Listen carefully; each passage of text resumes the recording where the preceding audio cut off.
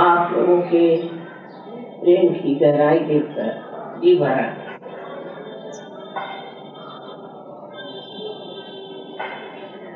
इस कलयुग में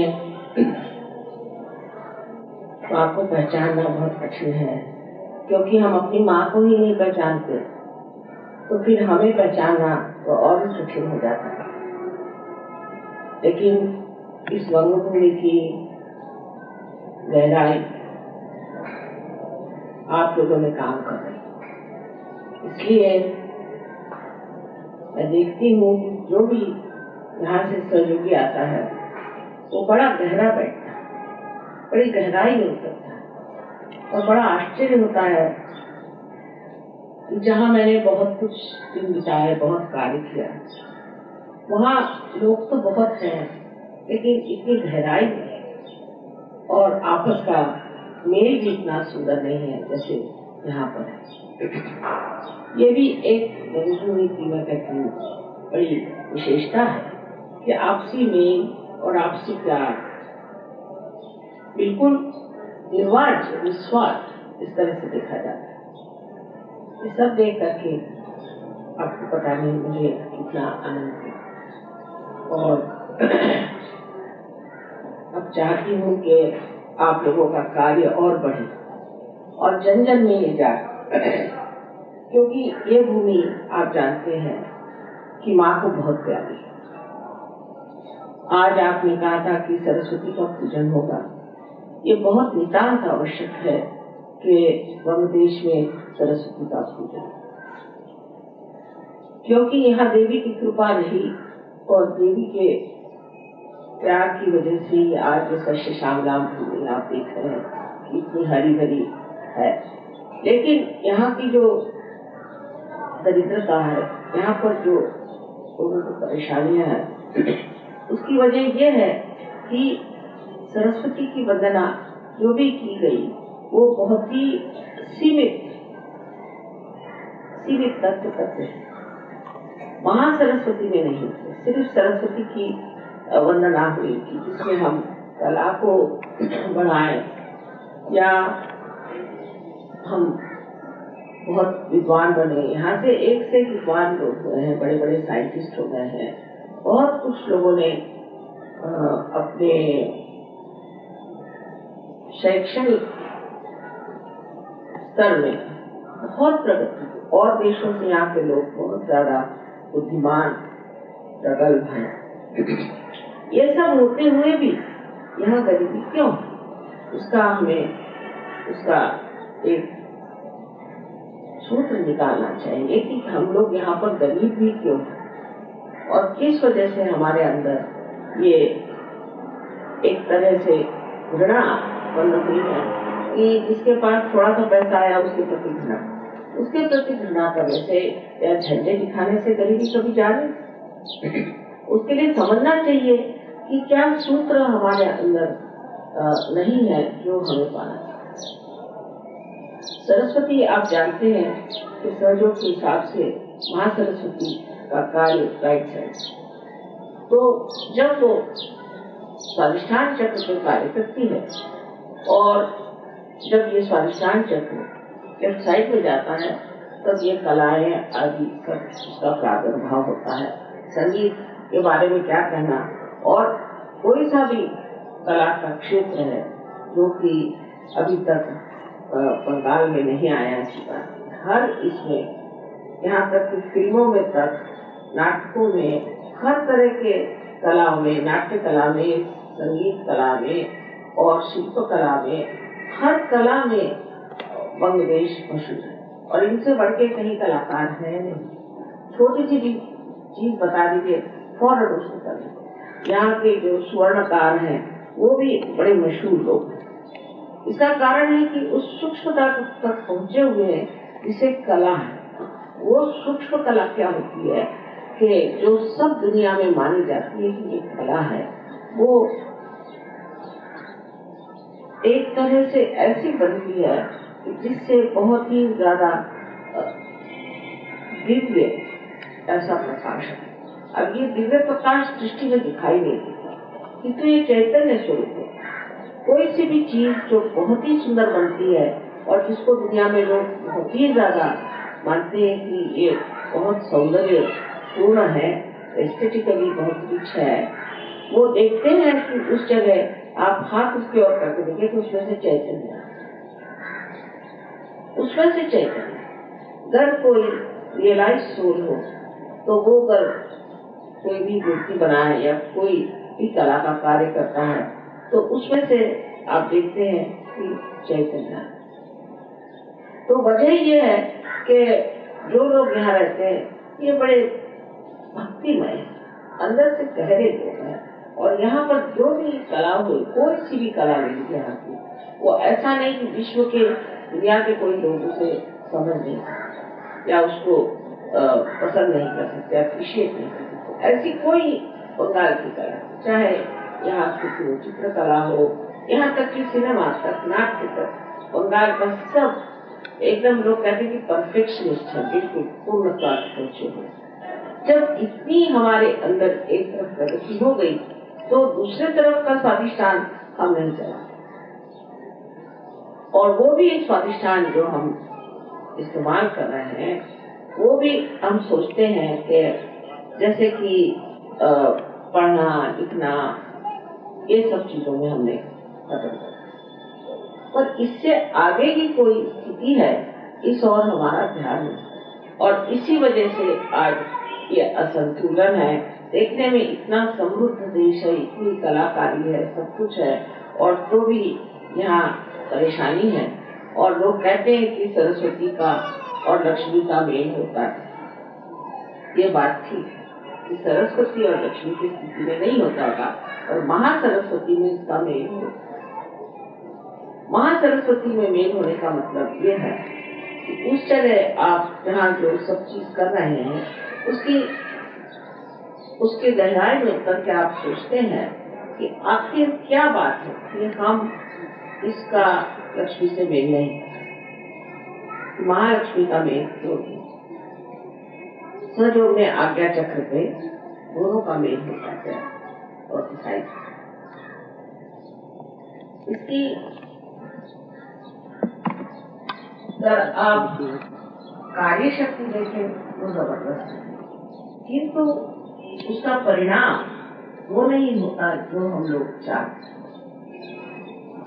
इस पर अगर आप आज्ञा चक्र पे आए तो फिर आप विचार करने लगते हैं कि क्यों हमें आज तक वो स्थिति प्राप्त नहीं हुई जो कि इतनी कलाकारों को मिली है या इतने संपन्न सुबुद्ध लोगों को मिली, और क्यों हम लोग गरीबी में हैं। इसमें सोचने की बात यह है कि जब तक हम उस स्थिति में नहीं पहुंचते जहां हम सम्यक दृष्टि से दोनों चीजों को देखें, तब तक हम प्रगति नहीं कर सकते।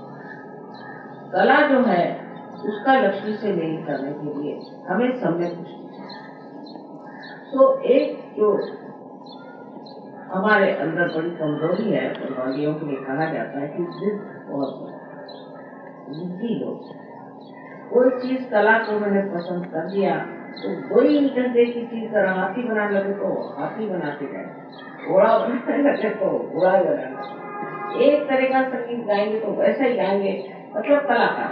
अब उनको अगर आप कहिए भी कि आप इसको बदल दीजिए तो मानने से एकदम गुस्सा आ जाएगा उसको, वो सोचते कि उनकी कला का आदर ही नहीं है। तो अगर आज्ञा चक्र पे आदमी विचार करे तो जिद जो है वो आज्ञा चक्र को बात, ये हम बंगाली हमारे यहाँ रविंद्र लागू हो गए, हमारे वो हो गए, हमारे यहाँ बड़े बड़े आर्टिस्ट हो गए, सबके नाम से हम अपने को सोचेंगे हम भी वही हो, तो वो बात नहीं समझेगा कि हम वो नहीं हैं।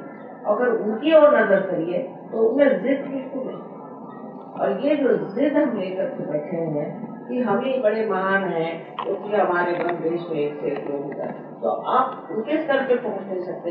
हाँ, उनकी जो कुछ भी महिमा है उस छत्र छाया में पड़ सकते, लेकिन उससे अगर ऊपर उठना है तो इस जिद को छोड़ देना चाहिए कि हम तो ऐसे हम यही करेंगे, इससे ज्यादा हम नहीं करने वाले, और कोई हम इसमें कॉम्प्रोमाइज नहीं।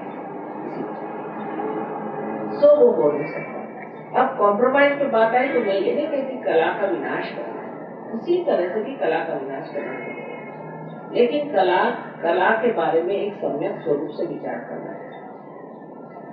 मैं इसलिए प्रैक्टिकल बात बता रही हूँ कि एक तो जो हमारे अंदर आलस्य है, उस आलस्य से भी जब आदमी आलसी होने लगता है तो वो बड़ा जिद्दी है। फिर वो ये नहीं सोचता कि मैं आलस्य की वजह से ही जिद कर रहा हूँ, क्योंकि कोई नई चीज करने में मुझे श्रम तो उठाने पड़ेंगे। अब जहाँ मेरा हाथ चलता है वो तो आसानी से मैं बैठे बैठे कर दूं। और माता जी कह रहे कि थोड़ा बेटी इसे जरा बदल डालो तो ठीक हो जाएगा, तो ये तो मैं नहीं कर सकती। इसमें एक तो जिद है और जिद के पीछे में आलस्य। कोई सी भी नई चीज सीखने के प्रति जरा सी वृत्ति हमारी धीमी है, और ये धीमी वृत्ति की वजह से हम लोग उस नई चीज को नहीं सीख सकते, जिससे कि लक्ष्मी का जरूर हमें मिलाप हो सकता है। जैसे मैं पहले थी किसी इसमें ऑर्गेनाइजेशन में, तो वहाँ मैंने बताया कि अच्छा बंगालियों से कहो कि तुम ये जो पर्सेस बनाते हो इसके इतना ज्यादा मत बनाओ, उसकी बस एक लाइन में अच्छे से बना दो, वही चीज बहुत लोग पसंद। ये नहीं है, हम तो बीच में बनाएंगे, उसको तो हम बनाएंगे जैसा, वो जैसा आप कहेंगे वैसा नहीं कर सकते, हम इसमें वो चीज कर ही नहीं सकते। तो कोई सजेशन आप नहीं दे सकते, जो वो करेंगे उसी को रखेंगे। उसके 2500 चीजें बना के रख दीजिए आप, वो कोई बिकेगा नहीं, तो कहेंगे क्यों हमारे पास स्टॉक है, नहीं बिका तो नहीं बिका, हमारे पास स्टॉक है, अब उसी कमर में बैठे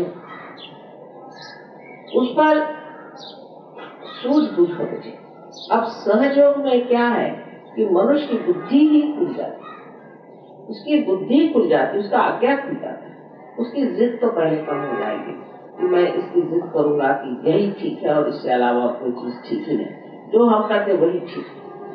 उस जिद के खुलने से बड़े लाभ हो सकते हैं। जैसे कि हमने देखा बहुत लोगों में अनेक तरह की जिद होती है, और उस जिद में वो इस तरह से मारा जाता है कि उसके सारे ही जीवन पर ही उसका परिणाम है कि हम ऐसे हैं और हम ऐसे ही रहें। नहीं, हमें परिवर्तन करना, और वो परिवर्तन आप सहज से बिल्कुल बहुत ही सहजता पूर्वक प्राप्त कर सकते। जब सहजता पूर्वक आपने उसे प्राप्त किया तब आपको आश्चर्य के सहजता पूर्वक ही लक्ष्मी का मेल किया जाता है। मैं तो ये आर्टिस्ट लोगों में खास चीज देखती, इतने वृद्धि होते हैं उनसे जब कह दीजिए कि भाई जरा सा ऐसे जरा बदल दो, नहीं हम तो यही करें, यही हमें सूट करता है, इसी को हम फिर चाहे सुनने वाले उठ के चले जाए कोई हर्जा नहीं, और हम तो यही गाएंगे और हम ऐसी कहेंगे या ऐसी बनाएंगे, ये करेंगे। तो आज्ञा चक्र की ठीक करने के लिए पहले जो हमारे अंदर ये विचित्र तरह का अहंकार आ गया है कि हम जो करते आए हैं और जो हमने किया है वही ठीक है और जिस तरह से हम करते हैं वही ठीक है, ये ढर्रा जो हमने बना लिया, ये इस ढर्रे को बदलना चाहिए। अब इसमें बहुत सारी बातें हैं, जैसे कि हमने जब इसमें हम किसी धर्म समझ लीजिए, हम ब्रह्मो समाजी हैं या हम हिंदू हैं या मुसलमान हैं, क्रिश्चियन है, फलाना ठिकाना सब है, आप कुछ है ही नहीं, आप तो इंसान ही है, आप पैदा ही इंसान हो। ये तो आपने ऊपर अपने ऊपर एक ब्रांड लगा लिया कि मैं फलाना हूँ, मैं फलाना हूँ, आप बंगाली भी नहीं है और मराठी भी नहीं है, आप सब कुछ जो है वो सब सिर्फ इंसान। ये ब्रांड लगाने से और भी प्रॉब्लम कि मैं बंगाली हूँ तो मैं मराठी हूँ, मैं फलाना हूँ तो ठिकाना हूँ, मैं ईसाई हूँ, मैं मुसलमान हूँ, मैं जैन हूँ, ये सब ब्रांड लगे, और वो ब्रांड इतने महत्वपूर्ण हो गए कि उसके आगे कोई दिखाई नहीं देता। वही महत्वपूर्ण चीज हो गई, उससे आगे पीछे में कोई चीज और है ही, ये और एक आज्ञा की पकड़, और ये पकड़ छूटना बड़ी मुश्किल है। जब तक ये पकड़ नहीं छूटेगी आपका अंधापन नहीं जा सकता, क्योंकि आप उसी एक माहौल में देखते हैं हर एक चीज को कि ऐसी हो तो ठीक है। ये बात आप लोगों में इस देश में वैसे परदेश में भी बहुत है, परदेश में तो इससे अधिक है, क्योंकि वहाँ तो जो कुछ भी उनके दिमाग में भर दीजिए कि ये चीज अच्छी है बस हो। वहाँ तो ऐसे बैठे हुए लोग हैं चिकित्सक, क्रिटिक्स, कि वो कह देंगे ये कला ये ठीक है बस वो भी गई, वो कहे ये ठीक नहीं वो नहीं भी गई। वो एक है उसकी मान्यता हो गई, दूसरी कचरा हो जाए, फिर दूसरे क्रिटिक्स आएंगे, वो कहेंगे ये बेकार है, वो अच्छी, तो उसको लेंगे। मैंने अपने दिमाग से, अपने अपने स्व से कोई सी भी चीज तय नहीं होती है। जो कुछ भी दूसरों ने आपके दिमाग में भर दी वही चीज है। और यही बात है कि हमारे दिमाग में भर दिया कि हम जो है इस ब्रांड के हैं, उस ब्रांड के हैं, बचपन से ब्रांड लगाते हुए एक के बाद एक, एक के बाद एक, अंत में एक गली के आप हो गए, एक फैमिली के हो गए, एक माँ बाप के बच्चे हो गए, वो भी नहीं रह जाते। इस तरह से मनुष्य अपने पे ब्रांड लगाते हैं। उस ब्रांड से उसमें सबसे बड़ा जो दोष होता है कि वो सोचता है कि मैं बड़ा भारी व्यक्ति अलग से एक व्यष्टि में बैठा हुआ, एक अलग व्यक्तिगत, एक इंडिविजुअल हूँ। मैं चाहे मुझे जो ब्रांड लगा उससे मुझे एक इंडिविजुअल बना। और यही जो है ये सत्य का जो तत्व है कि हम सब एक हैं, होल है, टोटलिटी है, संपूर्ण सारे कुछ हम एक हैं, इसके विरोध में पड़े। और जब ये तत्व उसके विरोध में पड़ जाता है कि मैं फलाने, मैं ढिकाने, ये देखिए इससे आप अलग अलग तो हो रहे हैं। जैसे आपने कह दिया कि मैं हिंदू तू मुसलमान, हो गए 2 भाग, फिर मुसलमान में भी 4 भाग, फिर मुसलमान के 4 भाग में भी 10 भाग, ऐसे करते करते आप हो गए अलग, छूटते गए उस एक संपूर्णता से जो कि जीवन का लक्ष्य है जिसे प्राप्त करना। सो पहली चीज ये है कि सारे तरह के वैचित्र जिसे वैरायटी कहती है, ये तो जरूरी भगवान ने बनी, एक पत्ता दूसरे से नहीं मिलता, पर सब एक ही पेड़ पर घर है, सब एक ही विराट के अंग प्रत्यंग है, और अगर सब हम एक ही व्यक्ति के ही सारे उस समष्टि में ही हमारी जब दृष्टि जुटी हुई है तो अपने को अलग करने से हम अपनी मृत्यु ही कर लेते हैं। और इस तरह से सरस्वती का जो तत्व महासरस्वती में बदलना चाहिए वो नहीं। महासरस्वती में आदमी के जो विचार है, उसके जो दृष्टिकोण है वो बदलते हैं। रोजमर्रा के जीवन में भी वो बदलता है कि वो फिर देखने लगता है कि हम अब हो सब, अब हम सब एक। तब फिर वो जो कुछ भी बनाता है, जो कुछ भी करता है, वो ऐसा कुछ सुंदर बनाता है या ऐसा कुछ कार्य सुंदर करता है जो हृदय से ही इंसान उसको मान लेता है, हृदय से ही इसे वो कहता है कि ये बड़ी सुंदर है। लेकिन तो भी ये जान लेना चाहिए कि हमारे जो कुछ भी सरस्वती के कार्य हैं, कि जिसे हम सोचते हैं कि हम सरस्वती की पूजा करें, वो समर्पित होने चाहिए। अगर वो सरस्वती के कार्य परमात्मा के लिए समर्पित हो तो वो अमर हो। अब आप देख लीजिए कि जो काव्य संसार में अमर हो गए वो सारे भगवान का लिखे होता है। जो कविताएं हैं, जो गाने, अब ये देखिए आजकल नए गाने चल पड़े, सिनेमा में नए नए गाने आते ही खत्म हो जाते हैं। हम लोग तो वही गानों को सुनते हैं, वही चीजें दोहराते हैं जो कबीर ने लिखे थे, ज्ञानेश्वर ने लिखे थे।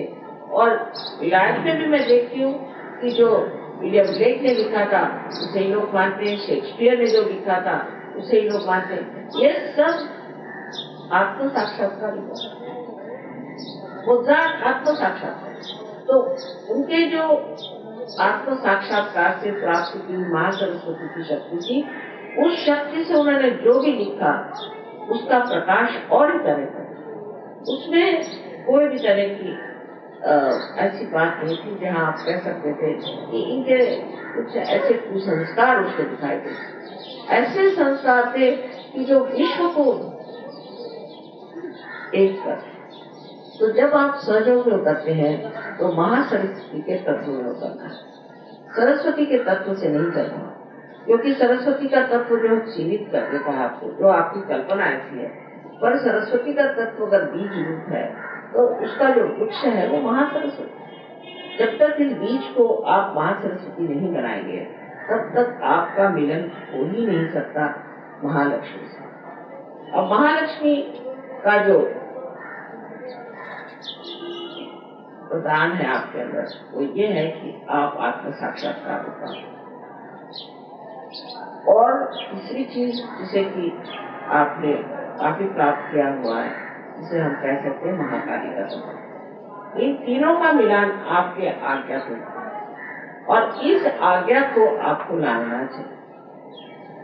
हर तरह का सूक्ष्म में एक तरह का ईगो जगाना, अपने और दृष्टि करें कि आखिर मैं इस चीज को क्यों मानता हूँ। मेरे बाप दादा ने भी इसको माना, उनके बाप दादा ने माना, और मैं इसी एक सीमित चीज में बैठा हुआ हूँ, और सारे संसार को मैं कैसे पता।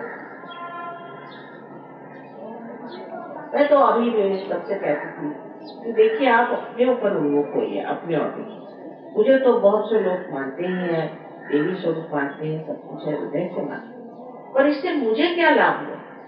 मैं जो हूँ सो हूँ, इसमें क्या विशेष। जो हूँ सो हूँ, मैंने कुछ किया तो नहीं। आप लोगों की विशेषता है जो आप ऊंचे स्तर से उतर आए, सरस्वती तत्व से आप महासरस्वती में उतर आए, तो ये आपकी विशेषता है, और ये आपने कुछ पाया हुआ है। मैंने तो कुछ पाया भी नहीं और कुछ किया भी नहीं। मैं सीधी बात आपसे बताती हूँ कि जब मैं देखती हूँ कि आप मुझे पर अभिभूत हैं, तो मुझे लगता है कि ये इसी में कहीं समाधान न कर लें कि भाई हम माँ को बहुत मानते हैं। आपको अपने को मानना होगा, अपने को मानना होगा और अपने को ऊंचा करना होगा। ये नया जमाना आया है एक उसी तरह का, जैसे मैं कहती हूँ, अभी मैंने बॉम्बे में बताया कि बोधिसत्व का है।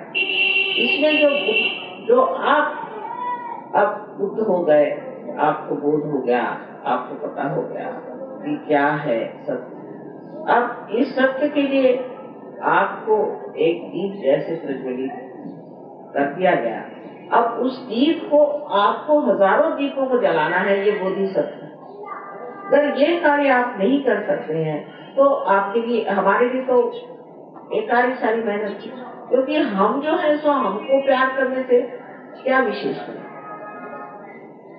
अच्छा लगता होगा तो हम माँ को प्यार करते हैं, हमें भी अच्छा लगता है, ठीक है, किंतु मैं आपकी दिशा में नहीं करती।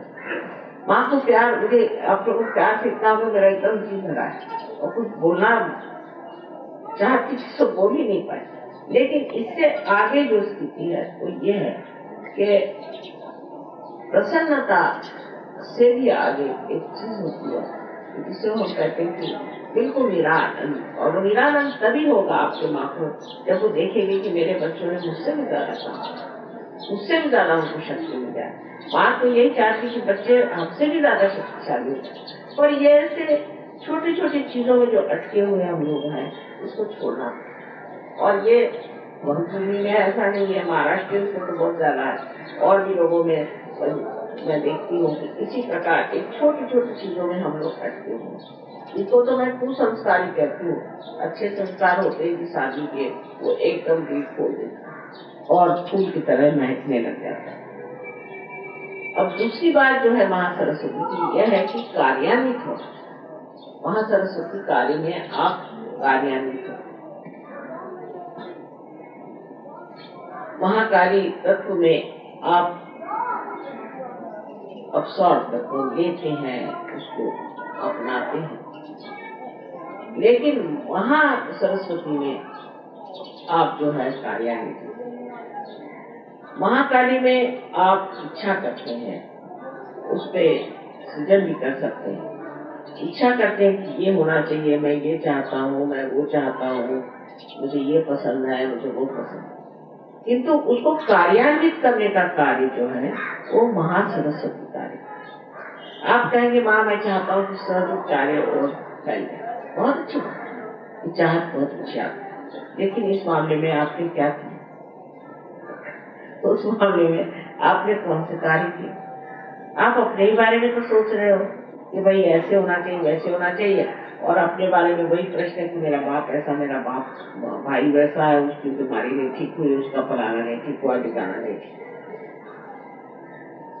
तो आपके कौन से ऐसे कार्य किए हैं जिससे महासरस्वती का तत्व आपके अंदर पूरी तरह से प्रस्फुटित हो, या आप अपनी सोचा चाहिए। हमने कितने लोगों को जागृति दी, हमने कितने लोगों को सहयोग के बारे में बताया।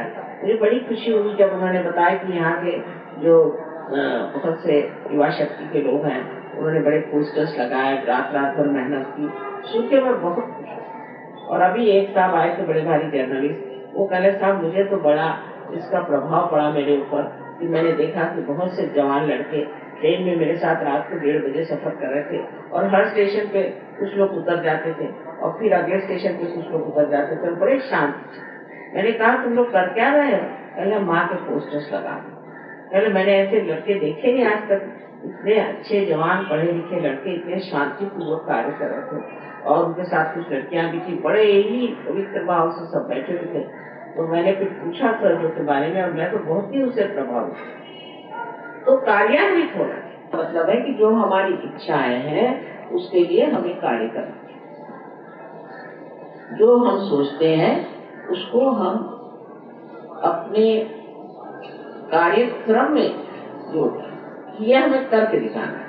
नहीं तो सिर्फ हवाई बात रहेगी, हवा में सब चीज रहेगी कि मैं ये करना चाहता था, मैं वो करना चाहता था, ऐसा करना चाहता था।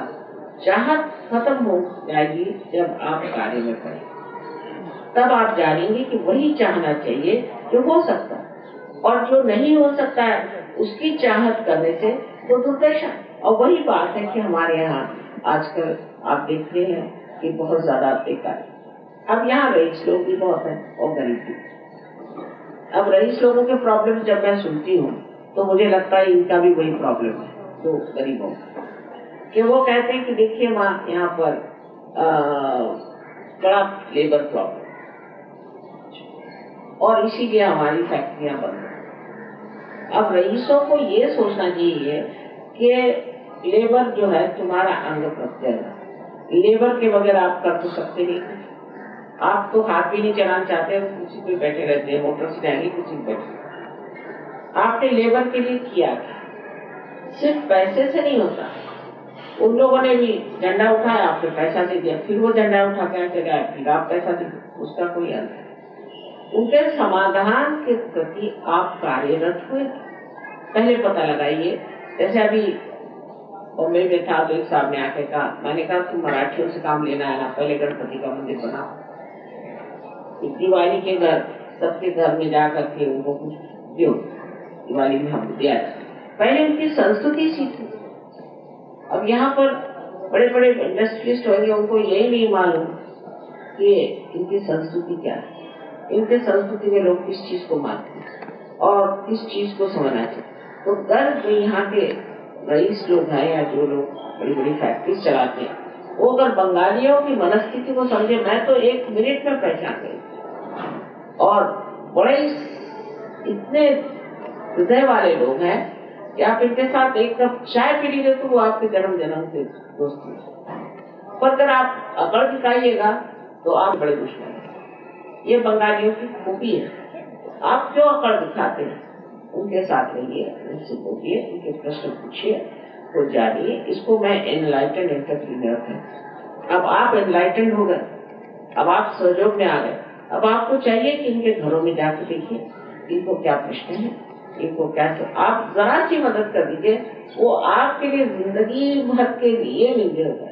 क्योंकि मैंने अपने स्वयं अनुभव में देखा कि हमारे पति जो ऑर्गेनाइजेशन चला रहे थे, इसमें बड़े पहले प्रश्न था।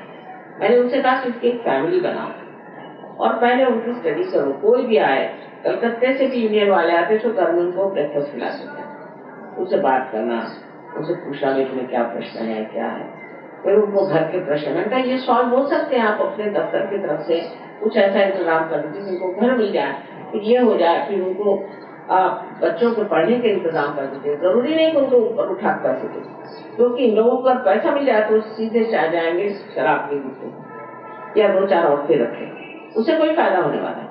पर उनकी अगर आप वाकई गहराई से उनकी मदद करें और उनके हृदय को समझे और सोचे कि ये हमारा अंग प्रत्यंग है, आपकी उसमें कोई भोग होना चाहिए, उसमें कोई झूठ बात नहीं चाहिए, पर हृदय से आप ही सारा कार्य करें और उनको हृदय को जीत लीजिए, तो सारे आपके प्रश्न जो है छूट जाए। ये देश इतना राम सुखराम है, यहाँ तो वर्षा होनी चाहिए लक्ष्मी, लेकिन यही बड़ा भारी प्रश्न है, यहाँ के लोग महासरस्वती पे नहीं उतरते हैं, सिर्फ सरस्वती तक ही सीमित है। महासरस्वती का तत्व जब आपने अपना लिया तो आप इस मामले में कार्य करें। इसके लिए जरूरी नहीं कि कोई आप 420 करिए, ध्रुव करिए, कुछ करिए, अपने आप सब चीजें ठीक हो जाएगी, क्योंकि ऐसे भी आप सहयोगी हैं। सहयोगियों के सारे कार्य ऐसे ही सरल सहज हो जाते हैं, पर सहयोग के जो नियम है उसको जरूरी अपनाना पड़ता है। और उसमें से ये कि अपनी शुद्धता या अपनी जो एक दृष्टि है, इंडिविजुअलिज्म है, उसको छोड़ करके और फैलना और सब लोग उसका प्रसार करें। जब तक आप अंदर से उठेंगे नहीं, आप बाह्य में कितना फैलना चाहे फैल नहीं सकते। इसीलिए सहयोग में ध्यान धारणा बहुत जरूरी चीज है। ध्यान करना चाहिए। सवेरे 5 बजे आप उठिए, ऐसा मैं नहीं कहता, पर सवेरे 5 मिनट आप ध्यान करिए, शाम को आप 10 मिनट ध्यान करिए। उसमें ये नहीं कि एक दिन आप चूक गए तो कोई बड़ी गलती हो गई, पर इससे सफाई होती रहेगी और आप पर आशीर्वाद। उसमें से मैं ये कहती हूँ कि आपका पूरी समय रक्षण होता है, पूरी समय आपका रक्षण होता है, आपको पूरी समय मार्गदर्शन होता है और आपका पूरी समय मनोरंजन होता है।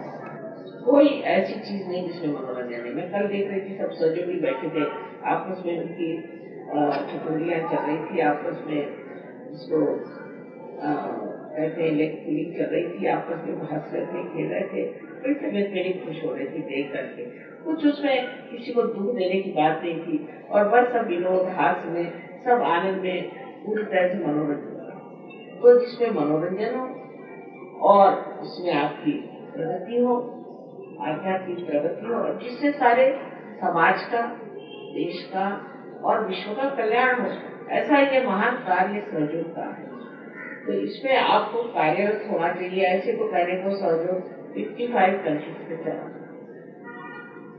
और अभी भी जो तत्व है वो महासरस्वती के तत्व पे नहीं है। सब लोग जो है, अधिकतर लोग अब भी सोचते हैं कि माँ को प्यार करो, माँ की सेवा करो, हो गया, माँ के पूजा में लगे रहो।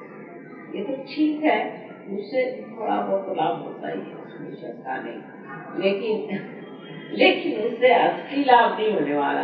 उसमें आपके अंदर आपने कितनी कार्य की ये डाली है वो देखना चाहिए। अब गहराई बहुत है, समझ लीजिए आप बड़े गहरे भी हो गए, माँ को प्यार करो, मान गया, चलो ये भी मान जाओ कि चलो हो गई गहराई, और वो गहराई का फायदा क्या, जिसमें ऐसे ऐसे गहरे घड़े का क्या फायदा जिसमें कोई पानी नहीं बना, वो ऐसे बेकार ही है, चाहे गहराई हो चाहे नहीं हो, उसका फायदा क्या, कोई फायदा नहीं। तो जिस चीज के लिए आपने गहराई बनाई है, उस गहराई का फायदा अगर उठाना है तो उसमें कार्यरत, नहीं तो अपने गहराई के ये जो सर्टिफिकेट्स हैं, इससे क्या फायदा होगा। इसे यह तो हो सकता है ठीक है, आध्यात्म में लोग आपको बड़ा साधु बाबा मानेंगे, हाँ भाई आप बहुत बड़े आदमी हैं, आपसे बहुत चैतन्य की लहरियां बहती हैं, जैसे हम बैठे हैं, लेकिन हम तो कुछ करते नहीं, निष्क्रिय हैं, बेकार है।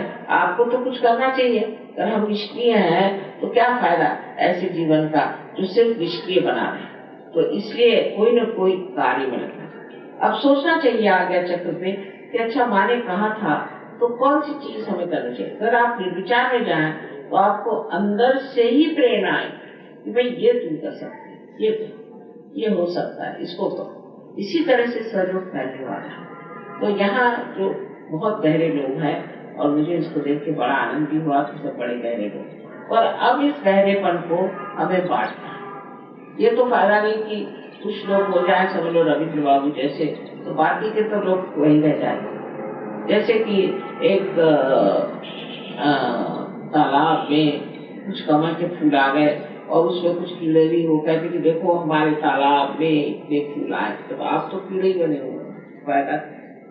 तो अगर आप लोग हो भी गए, इतने फूल आ भी गए, कमल हो भी गए, तो भी दूसरों को उसका क्या फायदा हो। इसीलिए महासरस्वती का तत्व तो हमारे आज तक हम लोगों ने इतना ध्यान नहीं दिया था, इसीलिए मैंने अब शुरू किया है कि महासरस्वती का भी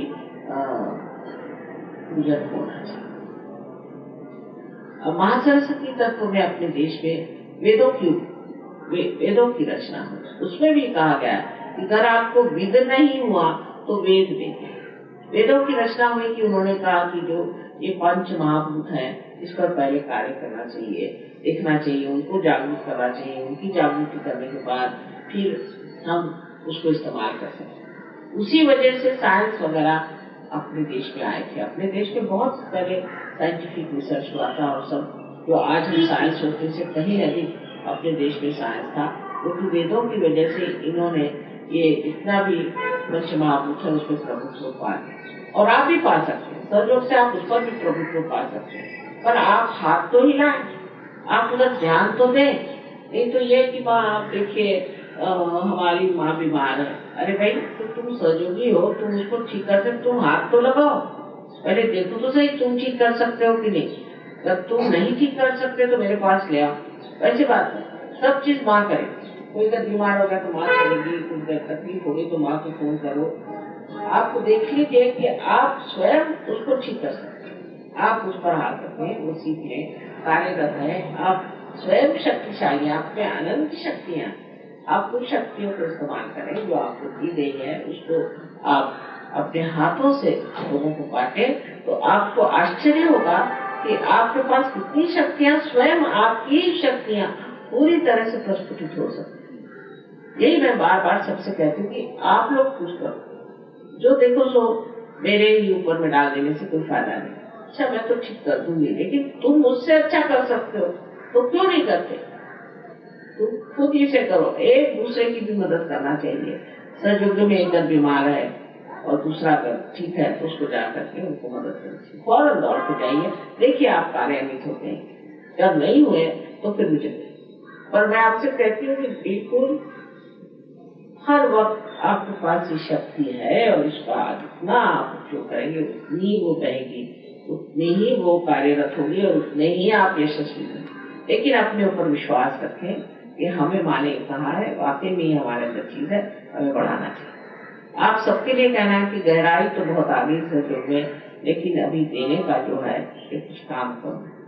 तो आप लोग क्योंकि बहुत गहरे, मैं मानती हूँ देश के सहयोगी बहुत गहरे हैं, तो अब आपको देना शुरू करना है, लोगों को बांटना शुरू करना है और समझाना शुरू करना है और सहयोग में और लोगों को लाना है। आप बीमारियां ठीक कर सकते हैं, लोगों को संतुलन ला सकते हैं। जब आप कार्यरत होंगे, जब महासरस्वती का तत्व जागरूक होगा तो एकदम आप आश्चर्यचकित होंगे कि ये देश कहां से कहां पहुंचे। और वही हम लोग सारे हिंदुस्तान में बीमारी निठल्लू बनाती है, कोई नहीं है, ऐसी बात नहीं। सभी तुम लोग आलसी हैं और उसके आलसी बना के बहुत से बहाने भी हैं कि क्यों नहीं हम करते, इस वजह से नहीं करते, उस वजह से नहीं करते। सहयोग में भी लोग बड़े बहाने बताते हैं। अब अगर बहाने बगैर बताए आप कार्यरत हो, जैसे कोई कहेगा कि भाई हम गए थे तो वहाँ चादर ही नहीं साफ थी तो आप साफ कर लो, कोई ना कोई बहाने लगाना कि ऐसा था तो उसलिए नहीं होगा। या फिर दूसरी बात कि भाई हमें तो बहुत डर लगता है समाज का, या हमारे भाई से हमें डर लगता है। ऐसे डरपोक लोगों से तो सहयोग हो नहीं सकता और उनका भी भला नहीं हो सकता। सहयोग डरपोक लोगों के लिए नहीं, वीरों के लिए, और इसमें हाथ डालना चाहिए, सामने बढ़ना चाहिए, सबको आपको आह्वान, चैलेंज देना चाहिए, आइए सामने देखते हैं, तब ये चीज होगी। क्योंकि आज आप देख रहे हैं कि कितनी ज्यादा काली विद्या इस बंगाल में फैली। मैं आई तब से कहीं बाप रे यहाँ की काली विद्या कितनी है, और कल से उसको सफाई कर रहे हैं। जिसको देखो वो उसको कहते मैं दीक्षित हूँ, वो दीक्षित है, ये दीक्षित है। जब सब दुखित ही है, दुखित क्या है?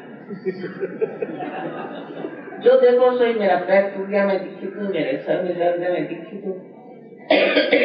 ये जो काली विद्या है इससे भी गरीबी है। इस काली विद्या से छुटकारा पाना चाहिए और इसके लिए आप लोगों को कोई विशेष वस्तु मिलनी चाहिए।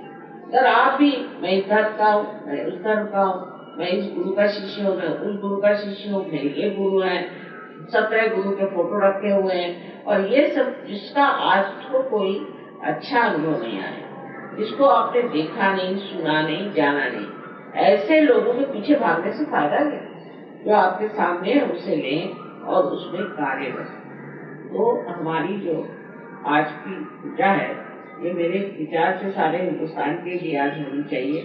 मुझे लगता है सारे हिंदुस्तान में ये बीमारी है कि हम कार्यरत हैं, बिल्कुल कार्यरत हैं। हम लोग जो हैं वो इच्छा बहुत जबरदस्त है, बहुत इच्छा हमको, ये जैसे पॉलिटिशियन जैसे कि मैं ये करूँगा वो करूँगा, और जैसे सीट पे बैठ गए तो फिर वो भूल जाते हैं, उनको कोई इच्छा ही नहीं रह जाती सिवाय पैसा कमाना। इसी प्रकार सहयोग में नहीं होना चाहिए। सहयोग में हमें कार्यरत होना है, और कार्यरत के लिए क्या क्या करना है इस पर विचार करना है।